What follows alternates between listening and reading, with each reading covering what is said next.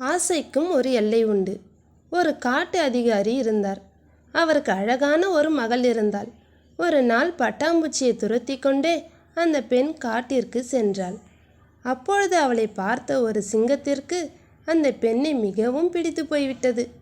அதனால் காட்டு அதிகாரியிடம் சென்று தனக்கு உங்கள் மகளை கல்யாணம் செய்து வையுங்கள் என்று கேட்டது.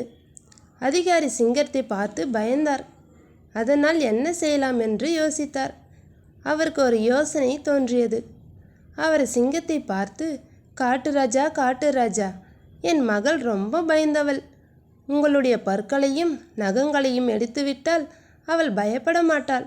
அப்புறம் நான் அவளை உனக்கு கல்யாணம் செய்து தருகிறேன் என்று சொன்னார். அந்த பெண் மீது கொண்ட பிரியத்தால் சிங்கம் அதற்கு சம்மதித்தது. காட்டு அதிகாரி முதலில் அதன் பற்களை பிடுங்கினார். அதன் பின் நகங்களை வெட்டினார். பற்களையும் நகங்களையும் இழந்த சிங்கம் பலம் எல்லாவற்றையும் இழந்து ஆட்டுக்குட்டி போல் இருந்தது. உடனே காட்டு அதிகாரி ஒரு தடியை எடுத்து சிங்கத்தை பலமாக அடித்து விரட்டினார். நடக்காத ஒரு விஷயத்திற்கு ஆசைப்பட்டால் நஷ்டம் நமக்குதான் என்று புரிந்து கொண்டு தப்பித்தோம் பிழைத்தோம் என்று சிங்கம் ஓடியே போய்விட்டது. நீதி: அளவுக்கு மீறினால் அமிர்தமும் நஞ்சு. இந்த கதை பிடிச்சிருந்தால் மறக்காமல் நம்ம ஜிகே நேச்சுரல் ஸ்டுடியோவை சப்ஸ்கிரைப் பண்ணுங்கள். தேங்க்யூ.